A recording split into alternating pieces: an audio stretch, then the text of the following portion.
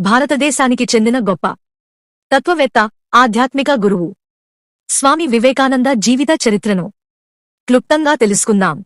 బాల్యం. స్వామి వివేకానంద జనవరి 1863 12న కోల్కతాలో జన్మించారు. ఆయన అసలు పేరు నరేంద్రనాథ్ దత్త.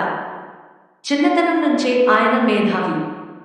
ఆధ్యాత్మికతపై, భగవంతుని ఉనికిపై ఆయనకు ఎంతో ఆసక్తి ఉండేది. గురువును కలవడం. నరేంద్రుడు శ్రీరామకృష్ణ పరమహంసను కలిసి దేవుడిని చూశారా అని ప్రశ్నించాడు.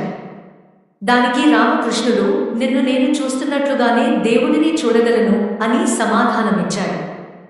గురువు యొక్క అపారమైన జ్ఞానం, భక్తికి ఆకర్షితుడైన నరేంద్రుడు ఆయనకు ప్రియ శిష్యుడిగా మారాడు. గురువు మరణానంతరం ఆయన బోధనలను ప్రపంచానికి వ్యాప్తి చేయడానికి సన్యాసం స్వీకరించి వివేకానందగా మారారు. విదేశీ యాత్ర. చికాగో ప్రసంగం.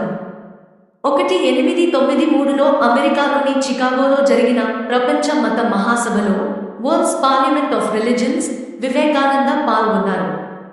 అమెరికా సోదరీసోదరులారా అంటూ ఆయన చేసిన ప్రసంగం విశ్వవ్యాప్తంగా అందరి మన్ననలు పొందింది.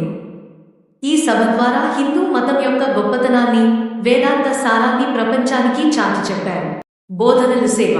ఆయన లేవండి, మేల్కొనండి, గమ్యం చేరే వరకు ఆగకండి అని యువతకు పిలుపునిచ్చారు. మానవ సేవే మాధవ సేవ అని నమ్మి పేదలకు, అభాగ్యులకు ఎన్నో సేవా కార్యక్రమాలు చేపట్టారు.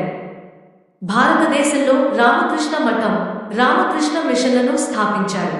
అపారమైన జ్ఞానాన్ని, ఆధ్యాత్మిక స్ఫూర్తిని అందించిన స్వామి వివేకానంద జూలై 1904న మహాసమాధి చెందారు. Like, share, comment and subscribe to Surfy Stories.